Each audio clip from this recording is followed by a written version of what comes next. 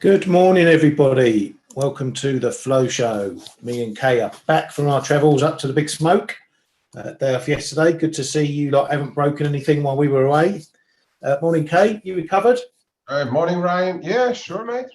Was a nice trip. My niece is a little bit different this morning. It didn't like all that standing and things, but no, been a good trip up into the city. Saw a few people, met a few new faces. All good. Yeah, very good. Very nice to get out and about in the old city, our old stomping ground. So always good to meet a few people as well.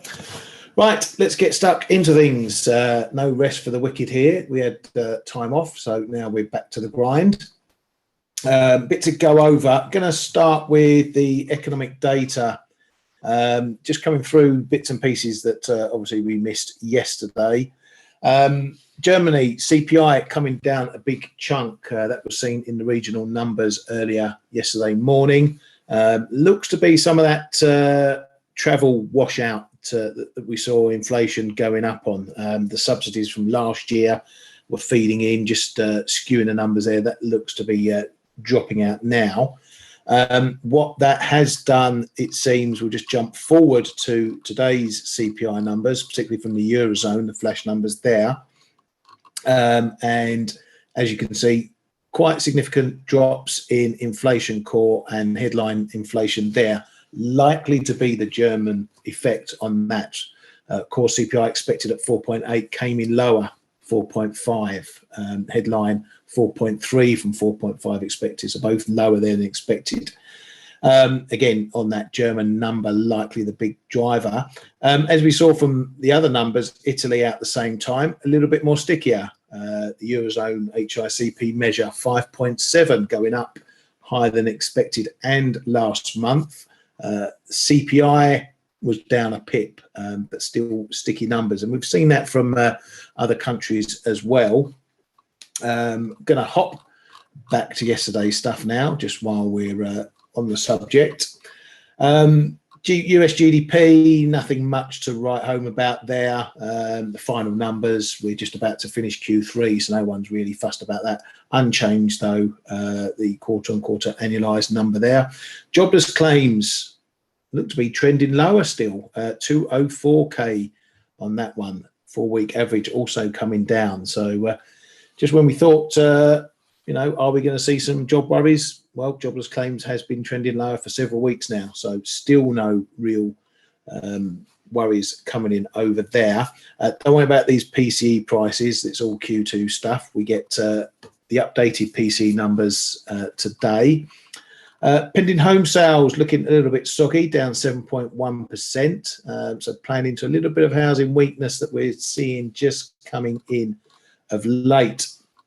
CPI day in Japan as well, with those Tokyo numbers as well, the usually coming up ahead of the national numbers.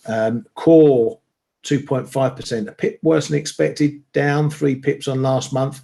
Headline CPI for Tokyo just down a pip, still sticky, but it is moving off a touch. These reports have generally been, 1 month up, 1 month down, that sort of thing, unchanged. So, as mentioned, stickiness is still the headline there with that. Unemployment rate staying unchanged. Industrial production coming in flat, which could be considered a win, considering it was expected to fall 0.8%. Coming through some other data, see lots of data. See what happens when we take a day off, Kate? It all comes trundling out. Retail sales year on year up 7%. That one, I think the month-on-month number was 0.1%. I missed it in all that blast there, but coming in 0.1%. Missing estimates at 0.4% on the month there, but still looking like fairly decent numbers there. UK final GDP numbers out as well, quarter-on-quarter. Nothing, no change, 0.2. Year on year was up a couple of pips, so slight improvement there. Better numbers for investment on the quarter and year on year. Might be a little bit of a skew in there, I don't know, but those numbers looking fairly positive on that side. But Growth overall, not too hot, not too cold, bumping along around that zero line. So we're not expecting any fireworks nor any big blow-ups as of yet. Germany looking a bit sucky though still. Retail sales down 1.2. We're expected to rise at 0.5% year on year, also coming in more sucky as well. Some price data there from those guys as well. Import prices 0.4 in a month, down more than last month, minus 16.4, matching expectations there. So again, just a little bit of price pressure easing perhaps over there. France CPI was expected to rise to 5.1, came in matching last month, 4.9.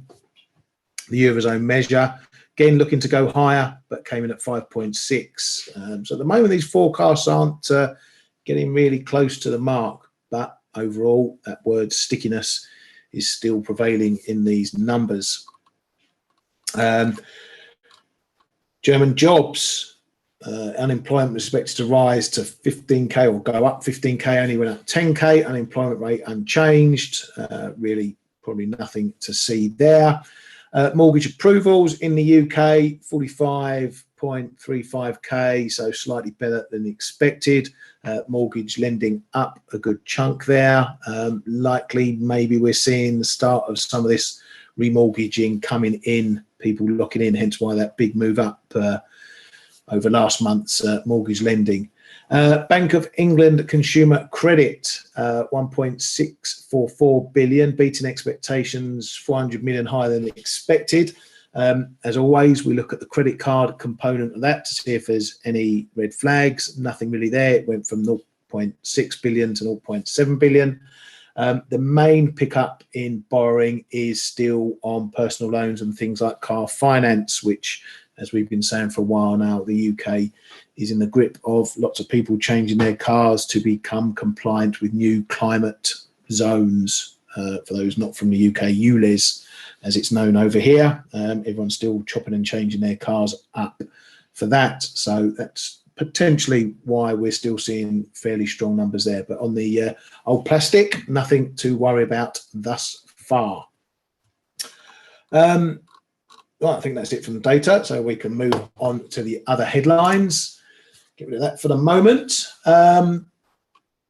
Bundesbank's Nagel, ECB's Nagel, says more rate hikes will come if the data shows further steps are necessary. We do not yet know where the peak is, or he doesn't know where the peak is. Others think they're at the peak. ECB's Kazak's, one of the hawkish lot who are now in pause mode, says most likely rates will stay on hold for a while. Now, the ECB, and this is topical, Kay, because we had a bit of a conversation at the Bloomberg event yesterday. The ECB is apparently going to look to AI to better understand inflation after some big misses. They want to analyse millions of data points, including public price data, corp statistics, news articles, and bank supervisory documents to hopefully produce a better analysis for policy decisions, or given their decision making thus far, particularly when they all tell us inflation wasn't a problem. Maybe they should have got AI in a bit sooner. What do you make of that, Kay? Well, I mean, two things. The first thing is that Bank of England hired Bernanke before the ECB could put a hand on him to analyze all the mistakes. So ECB has to use AI. Did they say what they were going to use? ChatGPT or OpenAI? What is it? Yeah, I mean, yesterday's event up in the city spoke a lot about AI, and it does look still to be the way forward. Although we heard trading-wise and analysis-wise for the markets, really, there's still quite a bit of mistakes creeping in there of what we heard, mixing FX trades with futures contracts and stuff. But well, it shows they made mistakes. But is it really going to help them to use AI? I don't know, mate. It's an open question. It's likely going to be the way forward, whether it's right or wrong, actually. So, but if you can blame it on AI, at least you won't be the person won't be blamed for it. Only the one plugging in the AI into the system, I guess. So Yeah. a bit of umbrella opening, and don't look at me, look at something else if it's wrong. It's a bit funny because, as you say, we have been talking for months and months, and you really well highlighted that the central banks were completely wrong in their transitory approach to inflation. So it is possible for humans to recognize it. Now, begs the question: how many real humans are at central banks? Then I guess. Yeah, well, I'll leave it there, mate. I don't know whether it's going to help them or not. To prevent from mistakes in the future, AI will also only look at the past, right? You can only crunch the data and make a conclusion out of it. Yeah, and it was interesting that, just for those that don't know, we attended a Bloomberg for FX, the Future of FX forum up in London, and there were several large banks and houses, trading houses, talking about AI, and the gist was, it's going to be coming in. It already is in, but there's still a long way to go. You just can't substitute that human element in AI. That's the one of the things I picked up from that. And also, AI is going to come in to improve execution. Algos and the like, they can execute things, I'm afraid to say, better than humans at times. But it's that, what did one of the gentlemen call it? It's the trader's ear. You can never replace the trader's ear, being able to hear things about you, pick up on quick clues, quick sentiment, and make those reactions in trading. So while AI is going to be a big thing, they're not there yet. They cited a couple of use cases where even when you sandbox it and plug in all the information, it popped up answers to questions that you quite weren't expecting to be the answers. So there is a long way to go in AI, but it's all coming slowly for us here. As for the ECB and what model they use, they're probably better off just asking Alexa what to do with monetary policy. She probably has a better clue at the moment than half those guys over there. But we'll see what happens and see how AI affects ECB press conferences to come in. It might be better having a robot than the guard there anyway. We shall see. Moving on, Fed Goolsbee said that holding to an inevitability that jobs losses are needed to slow inflation risks a near-term policy error. Some analysis shows that inflation will reach target soon without further policy tightening and only a modest slowdown in growth. If the Fed sees a lack of progress on the price side, it will have to raise its restraint. And he's still trying to process why long-end interest rates are increasing. And that effect also can have an additional tightening effect if the market takes rates higher in yields and things like that. That has an effect of being a tightening mechanism as well, which is something that the Fed and other central banks may keep an eye on. They don't want markets tightening too much. Fed's Barkin says a government shutdown would create uncertainty. No shit, Sherlock. The lack of data due to a shutdown would complicate the understanding of the economy. Credit card spending data is a good alternative. He must have been listening to us on the show again. We should be cautious reading too much into Fed forecasts. So on the shutdown stuff, it's getting a bit close. We're getting really to deadline time. US House Speaker McCarthy says we can work through the weekend to figure government funding out. Nice of them to give up their weekends to stop the country shutting down. Senate Majority Leader Schumer says the Senate may vote on a stopgap Saturday or sooner. There was talk during the day that progress was being made, but as usual, the usual bum fights are happening, so it's still a little bit in the mix what's going on. Over in, between the US and China. Apparently, the Wall Street Journal reporting that talks are gathering momentum, paving the way for a possible Biden summit. We'll see what that brings out. So this shutdown stuff, Kate, we're inching closer. It looks like we may be going into the weekend, which maybe gives us a bit of weekend gap risk for the open. For sure. For sure, it's now it's a gap risk, and I guess if you look at how the markets are now, taking away whatever can happen on the end of the month, it does seem that we have found a bit of resistance there in the dollar. Actually, a pretty serious resistance, because even with lower European CPI numbers, the euro dollar is still inching higher back into this first resistance here. So yeah, and it all creates a bit of risk, and you know what, if they keep it open for 4 or 5 weeks, pushing it into October, you can have a little bit of a knee-jerk reaction. But it really does feel that what the dollar is concerned, we have gone far enough on Wednesday. I'm actually relatively disappointed I wasn't on the desk yesterday, because a lot of stuff is reversing, which was my thought for after the end of month trading today, but it does seem the market is already anticipating it. Yeah, I mean, we can't rule out the event risk over the weekend, but I thought there were enough talk saying that they would find some sort of solution, wasn't there?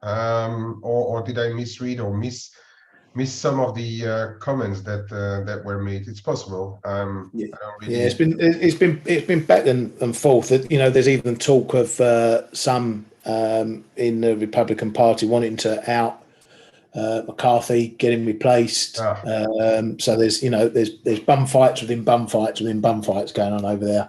Yeah, and then it's weird, because I don't think the market sees this possible shutdown as big as the prior one. Was that the one we had earlier in the year? And that was the big bum fight, the big shutdown. This is almost like they're not bothered if they let it go shut down, because it would be a short-term thing. They're going to get a deal done.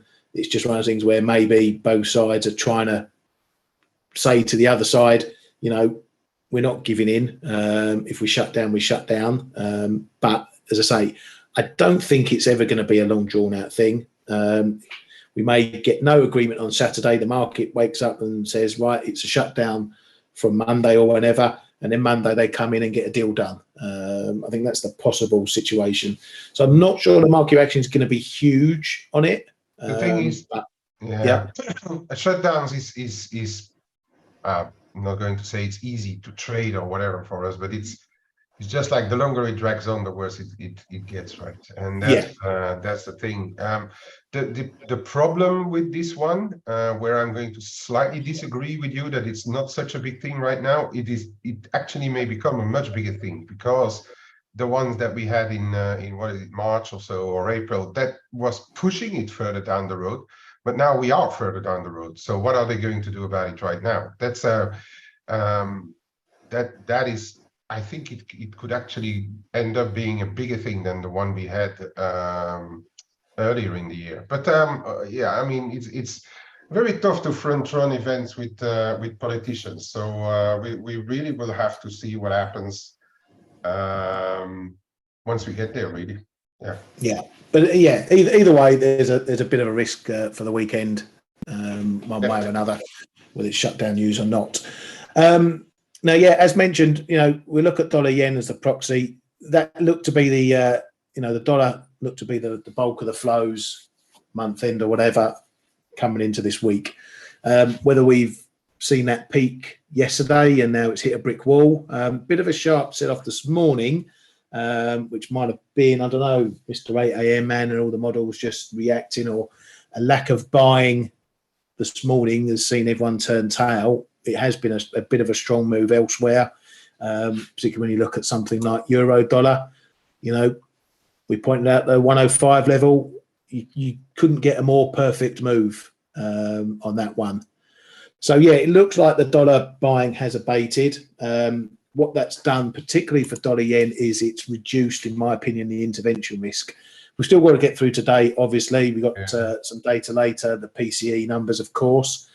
But I was looking at this also. I was looking if we did get a, maybe that move up to 150 through 150 today, that would have heightened possible intervention for this weekend. Not saying it definitely would have happened, but just, experience and watching the price moves and price action.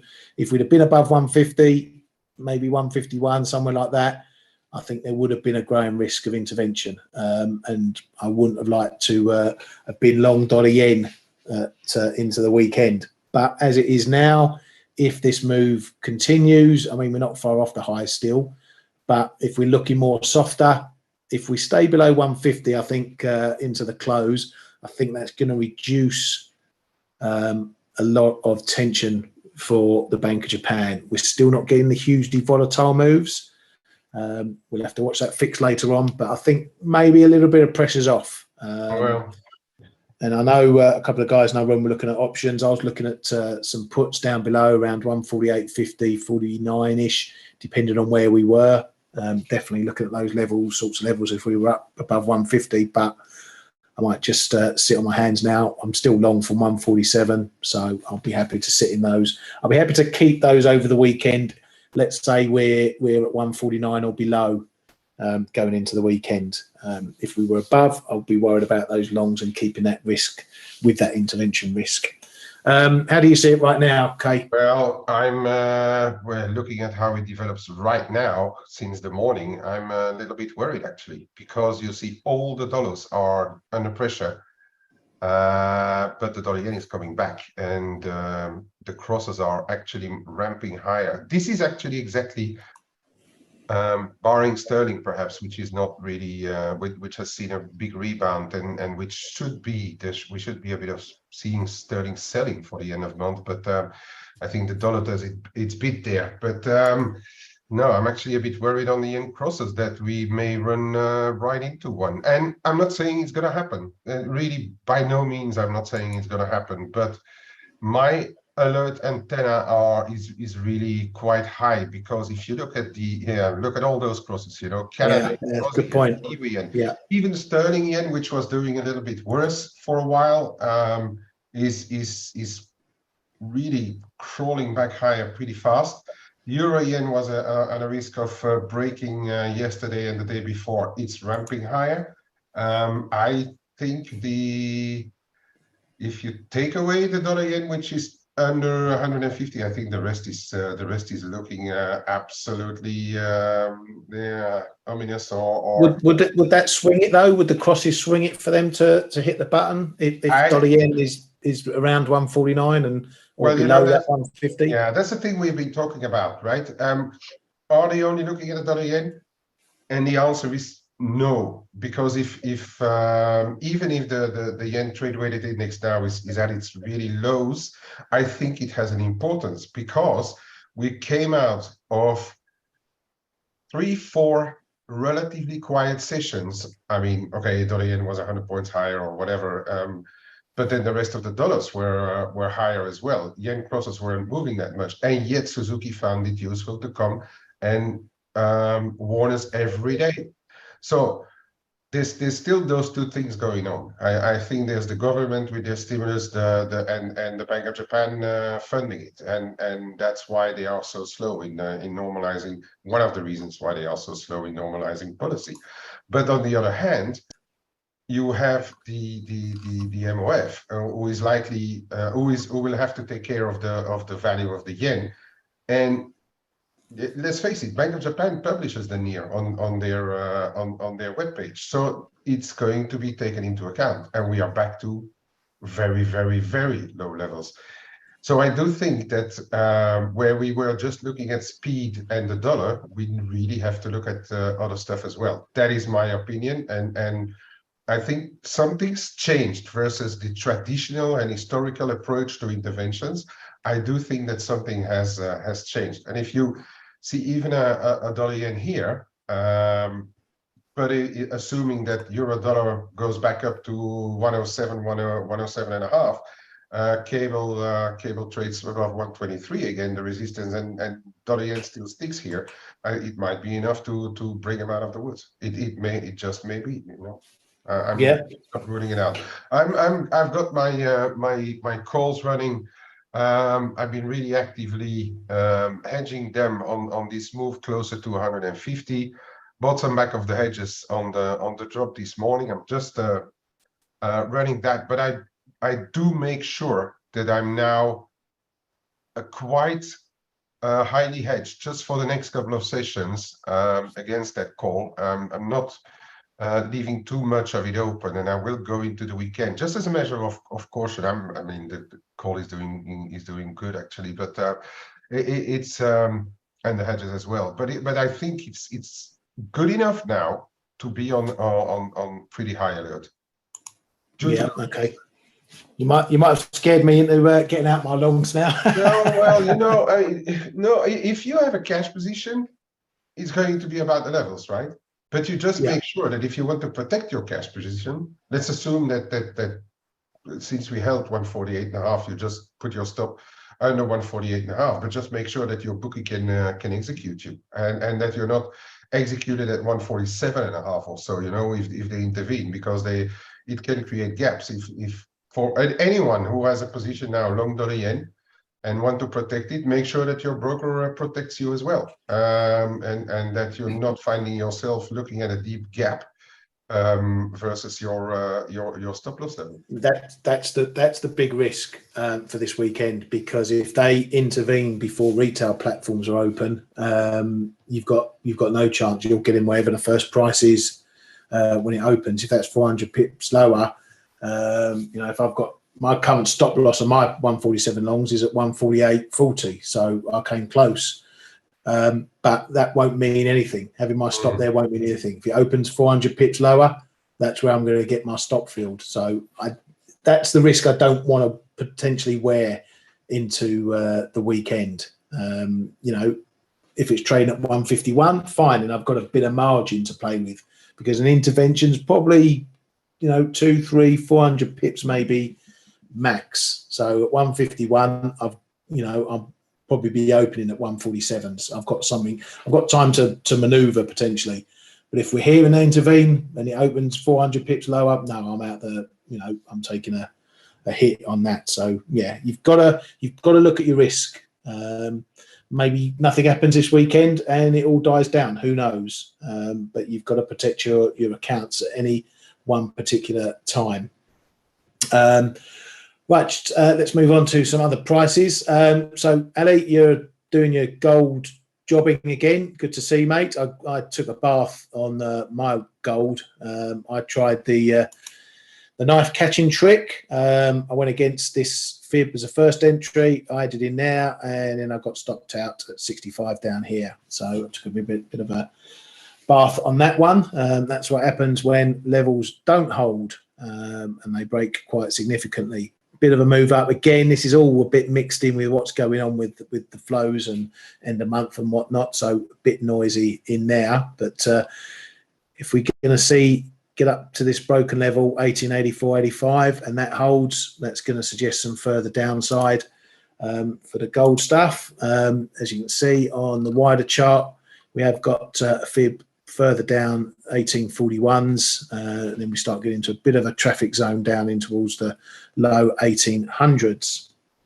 As we pointed out, though, when levels hold, they can hold pretty well. Euro dollar, it was all about that 105. Been highlighting it for quite a while now as a real long-term level. A lot of price action, historical price action now, and so far I've had a decent bounce. So I'm getting back my gold stop money on this one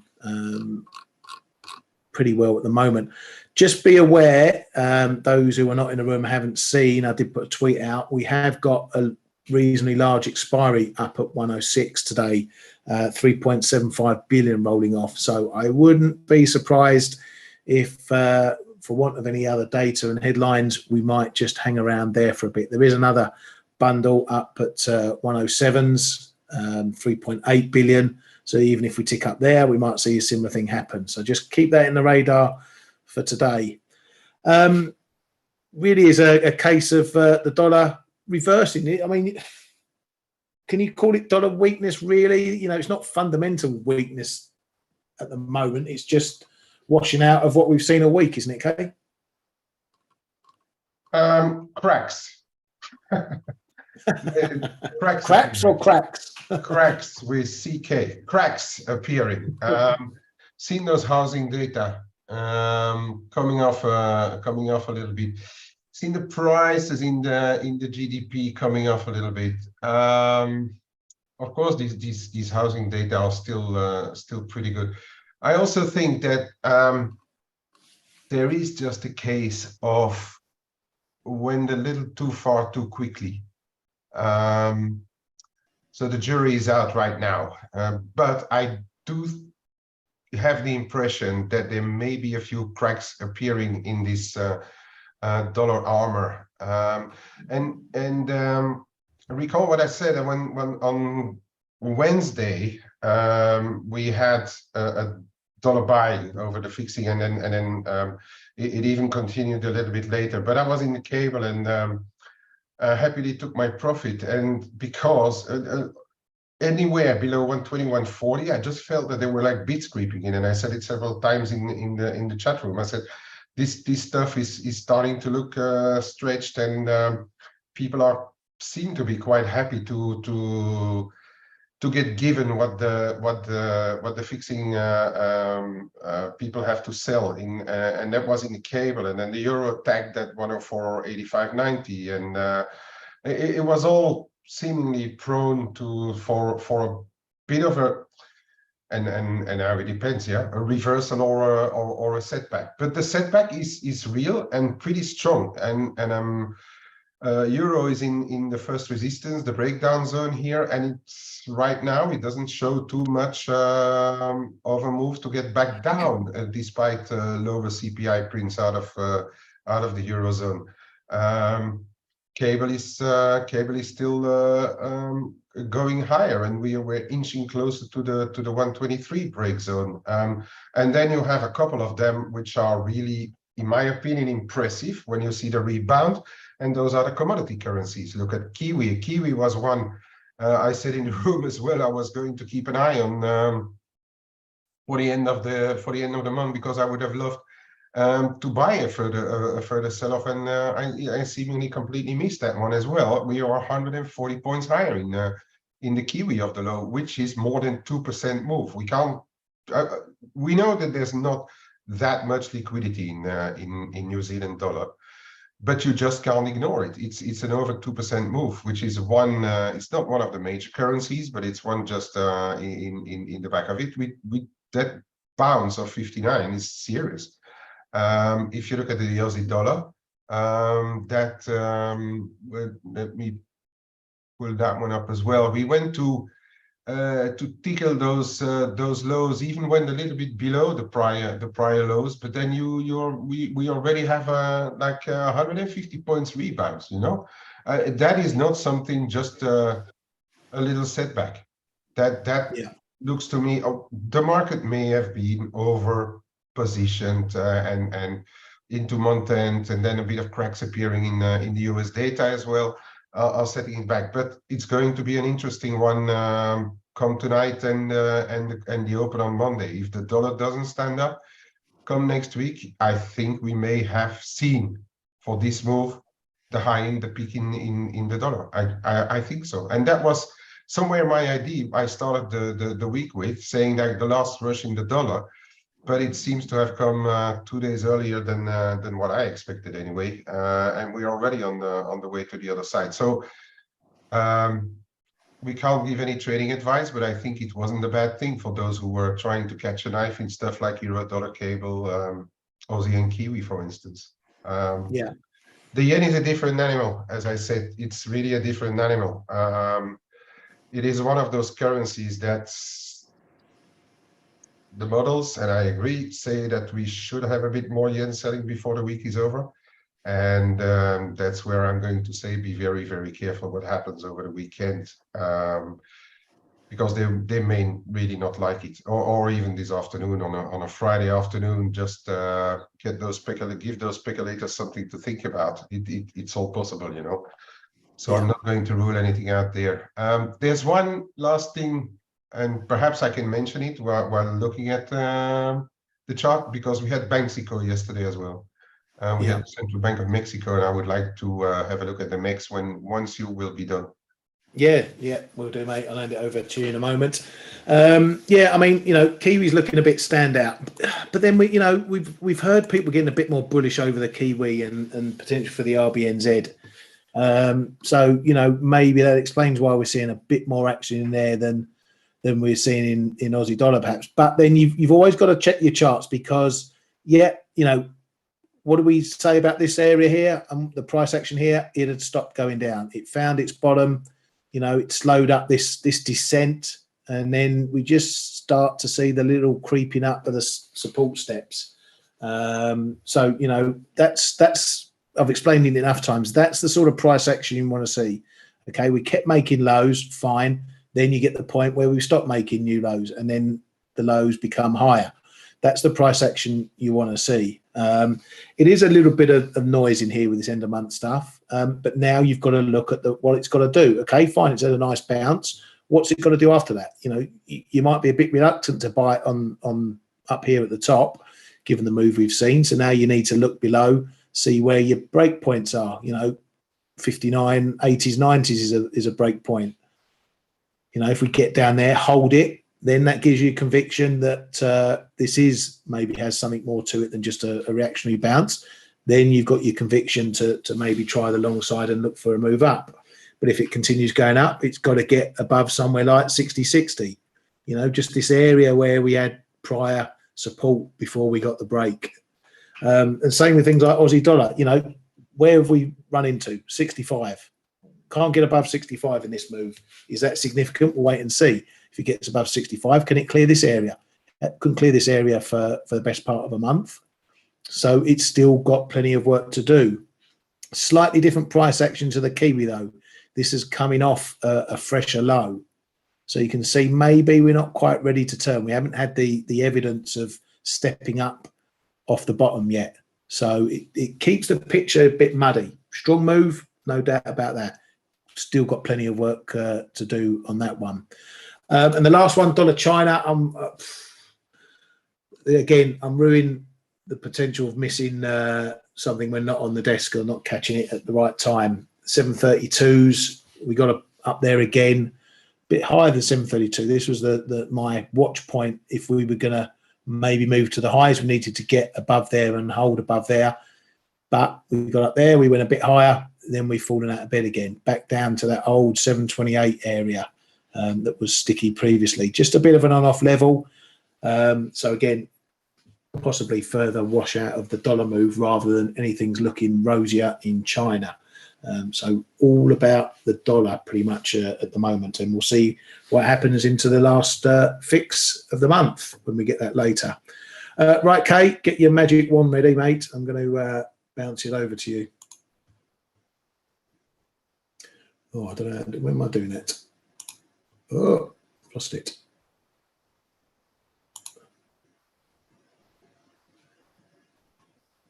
Have you got it, mate? Shall I just grab it because you haven't? Yeah, my bloody system's updated. Okay. My Chrome system updated, and I usually have a stop sharing button. Okay. I can't find it. Do you guys see my screen? Yeah, got it, mate. Okay. So first of all, and look, this thing that was Wednesday. We went lower here, and that's the differentials, right? The short-term differentials. Then we had this at the start of the day yesterday morning, and the differential started to tighten. Look at where the euro dollar is. This is again something that we need to look at, and it really gives you good directions. We are now stabilizing, and the euro dollar is roughly stabilizing, although still being a bit beat, but we stabilize at higher levels. Keep an eye on where we close the week. If we start to close above, tighter than 175 BPs on the short term, yield differentials, there is a chance that the euro dollar follows suit. I'm surprised, yes and no, but I'm just wondering and having a little bit of questions about the euro as such, because seeing the inflation data come up, albeit being a bit sticky elsewhere, it is a factor that the market is looking at. I'm not sure that crosswise, for instance, it's a good idea to be long euros in too many crosses, but the euro dollar is what it is. There's a lot of dollars in there, okay? And before just having moving on to anything else, so we had Banxico last night, and we had just before earlier in the day, around the time that the US data hit the wires, we had the Mexican employment rate as well, which actually went lower again. It went down from 2.9 to 2.7%. The non-seasonally adjusted also down a little bit from 3.10 to 3%.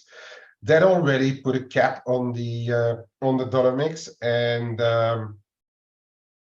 later on, the Banxico keeping the rates unchanged was enough to give the mix another push in the back. You know, I've been looking at those levels here.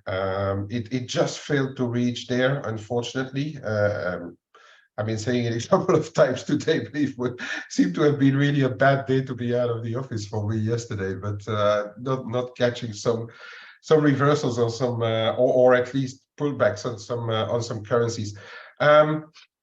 Unless we get the dollar wrecking ball back into play with the PCE data this afternoon, I think we may have seen the top there again for a little while. And I'll be looking at perhaps selling a few rallies there, but another one, because I'm looking at there's a little bit more in there in the differentials as well. Not for long-term carry necessarily, but still, you're getting paid every day to be long mex against virtually any other currency. So any pullback closer to this up into the 1860s, I'm going to have a close look at what's happening with the Euromex as well. I might be getting tempted there just because Banxico didn't give the bears on the mex too much food. I also think that the rally that we saw was partially driven by the dollar, but likely also driven by the fact that Banxico is reducing that FX forward hedging program, so they haven't been rolling that much, creating demand for the MEX. So there was less demand for the MEX. So that was also part of this move. But I think if we get any moves closer to those levels here, I'm going to get very tempted, perhaps this afternoon also, to give it a try again. Bigger levels in the upper 18s. So if I try anything, I will for sure not go full position as I usually do and try to leg into stuff, especially if it's like half carry, half spec position. But I reckon the party may be over, and we also see like we had a try over 19. Then we stopped shy of 19. Now we're stopping shy of the prior highs as well. So that is also encouraging me to say or to at least think that we still may not be done with the strength of the mix. And yesterday as well, being in the at the Bloomberg event, unfortunately, my question didn't go through, but there was a comment about the nearshoring, and which is definitely a factor when you de-risk from China and when you add Mexico to your production countries of productions, especially for the US. It is creating demand somewhere for the mix as well, or looking making the Mexican economy look pretty good compared to others. And I do think that if you talk only about this nearshoring, that probably the US has US-Mexican relationship is tighter than the EU relationship, with any other nearshoring country, also outside of the EU. So the MEX may still have an advantage there over stuff like the euro. That is just my thought that I wanted to give here. Yeah, as Ryan already showed, that euro dollar, and I'm on the daily here, so a little bit wider. That euro dollar saw a big setback. We stopped on those prior lows, prior highs. It's all of a sudden looking cheap below 105, right? We are back on those levels that I showed earlier, the 106, 10, 15, which did see the euro dollar accelerate on the way down once we broke below. But we are now back on the resistance, and it's going to be a very interesting watch, I think, to judge where we end the day. If we can close above 106, 10, 15, and especially as well this 106.35 tonight, there may be more in the move. And the dollar, as I said, I'm not saying it's the end of the party in the dollar, but we are starting to look like this could be really the start of a reversal. Because if you look at the cable is getting closer to his 123, 1020 break zone. We did give it a try under the next horizontal support, and then that's where I was saying in the room on Wednesday, I said it's starting to look a bit look a bit pushy. We're trying, and I was saying that I would be more than happy to get some under 121, but we didn't get there. So that's another factor to keep in mind, that we did not get until the level where it's really hot. That means that the support and the bias came in early. So we can't ignore that. I'm really starting to think that there may be more into the dollar correction. So if we see something into the end of month flows this afternoon, it may give us a bit of an opportunity if we see setbacks in some of those pairs. Yeah, the yen you've already shown. I'm quite worried about it. That the risk is going to be very high. I'm at least on alert. It may not happen. I saw that Mr. Yen Sakakibara came out yesterday saying that he thinks 155 is their level. I'm not so sure whether it's just the dollar that they are watching. That's what we talked about already. So anywhere, if we get a push into 150 or so later today, I doubt we're even going to get there. But if so, I'm going to go fully hedged against my call in the dollar yen and see what happens over the weekend. And a quick one on the metals. We have seen, and again, I think I've been a little bit too conservative there. We have seen this move into the 22.5, 22.25 zone support on silver, and we are already back above 23. It's holding, right, and I'm long-term no, but I just hope to get a chance to add some here again. And I know people in the room who were present yesterday. Some of them already picked some up here. Very good trade, guys. This is why this our room and our community is so important. There's a lot of great ideas coming out of there. We talk about a lot of stuff. Talk about FX, we talk about metals, we talk about, there's a room for specifically for equities as well. It's really, there's a lot of really great ideas in there. So join us, I would say. You already covered the gold. I just want to reiterate this Kiwi is looking like, I think I may have missed that one. This is really a very, very, very good level in my opinion around here, and you give it a bit of room just to below the prior low, you know, and it's a relatively